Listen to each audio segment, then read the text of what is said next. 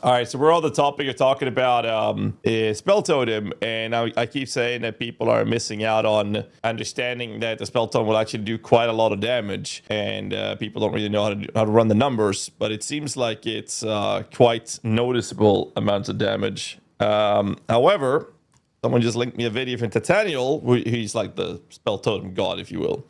And I wasn't sure I was going to make more React content because we have quite a few videos. Last night, I overslept today because I was recording too many videos last night. But let's watch Titaniel. He makes some really good stuff. We had a timestamp here. So I just want to watch what he has to say about Spell Totem. Because we're not going to watch an hour video. Let's take a look. So I'm using these gloves to share charges. And so I'm going to summon a totem here. It's going to be like a Dark Effigy totem. A Spell Totem as well, by the way, right? So we already have one Spell Totem in the game, Dark Effigy. And so I have skeletons here. I use Sacrifice Reservation skill, and I use Profane Ritual skill to generate power charges. So basically what he's going through is summoning a totem. In this case, the only totem we have access to here is the Dark Effigy totem. And he's using a skill called Profane Ritual with a Sacrifice aura. And Sacrifice aura makes his revivable minions can be treated as corpses. Profane Ritual, which will be a circle, is going to pop, which will consume corpses to give him power charges. And the idea here with what he was using... Go back. We already have one Spell Totem in the game, Dark. It's gonna be like where's the item? Just show. Be able to spend their charges to cast. Looks like there. So this is sharing charges with allies, and you got to keep in mind the totems are not minions, they're not party members, but they should be considered allies. The empowered version of the Bone Storm. The idea is to showcase that the totems can get charges. How I tested this. Just show the confirmation. Here, basically, let's take a look. So I'm using these gloves to share charges, go back to the sub, man. And I'm gonna summon a totem here. It's gonna be like a Dark Effigy totem, a Spell Totem as well, by the way, right? So we already have one Spell Totem in the game, Dark Effigy. And so I have skeletons here. I use Sacrifice Reservation skill, and I use Profane Ritual skill to generate power charges. And you will be able to see that when I gain power charge, which is going to be now, I get multiple power charges, even 3. You can see visually there is power charges floating around Spell Totem as well. This is very interesting information. Is this how we solve the mana for the... one of the biggest problems we have with zombies is the ridiculous mana cost. This could be a solution to the mana costs. You can visually see them too.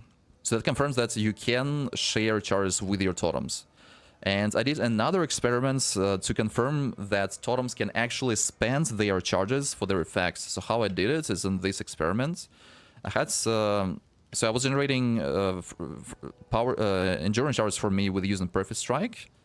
And then the Ancestral Warrior totem was supported with a Slam skill, extra duration, and Jagged Ground support. So Jagged Ground support makes it so that skill can consume endurance charge on use in order to create Jagged Ground. So yeah, we will be able to see that totems will actually create Jagged Grounds with the support gem. I did experimentation without the support, so I didn't have any other sources of Jagged Grounds. So first I generate endurance charges here real quick. It might take a while. And boom, now I have 3 charges, so I can summon Ancestral Warrior Totem. Here it is, I spend those charges. Now I generate another Endurance charge with Perfect Strike, boom. And I share this Endurance charge with my totem. It's actually funny that on Ancestral Warrior Totems, you visually can't see the charges floating around the totem. So that was really confusing to me. But we will be able to see that, boom, totem slammed, and it created Jagged Grounds. So yeah, I mouse over this debuff.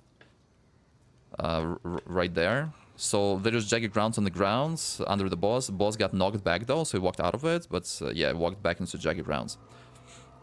Interesting. So totems can spend their charges.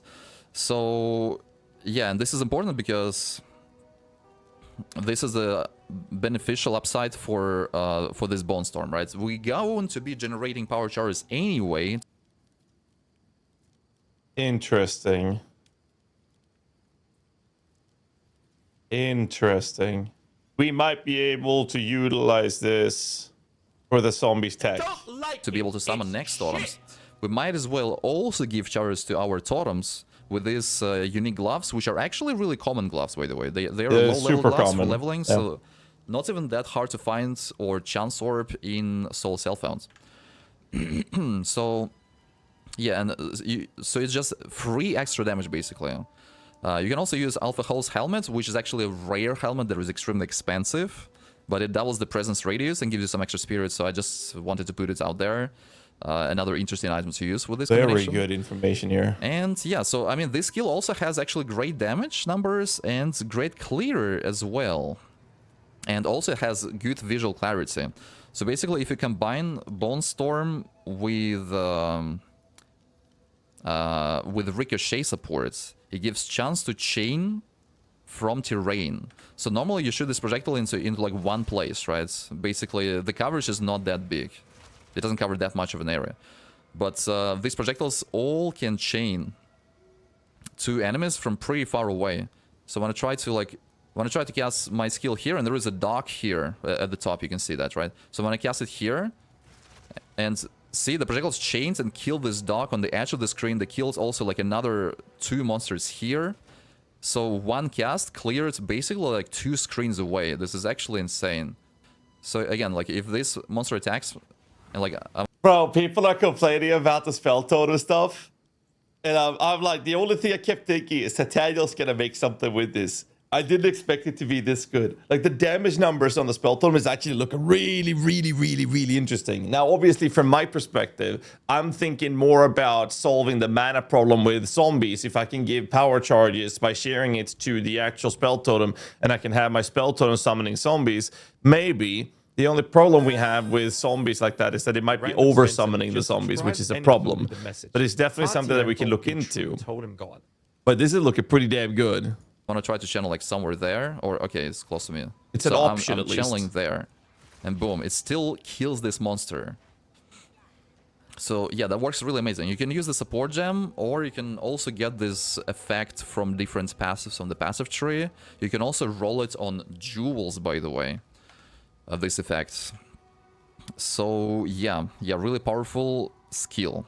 And again, it's a channeling skill. It has no fusion scaling, and so on. So yeah, other skills, I still made a list of things that's like make any sense to use, kind of like technically in Totem. This is not really sorted in any order, just out there. So Ice Nova Totem.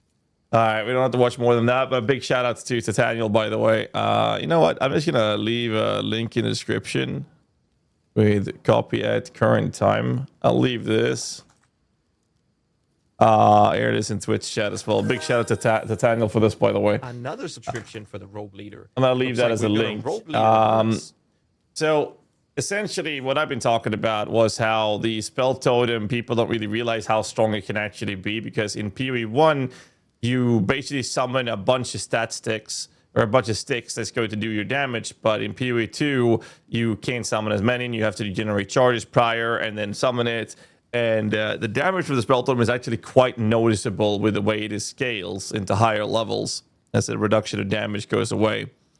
And I believe this cast speed as well. And then that information and basic Nathaniel's testing is very interesting, because I think that Spell Totem could do really, really well for a damage approach of a build, and I might actually play that myself. I wanted to do some sort of caster build using the Entangle skill that I'll be doing probably after my first minion build, because I'm very, very interested in the Entangle skill together with like Thunderstorm. Maybe we'll include Spell Totem into that as well and make an actual pure Druid caster, because that would be really cool to do.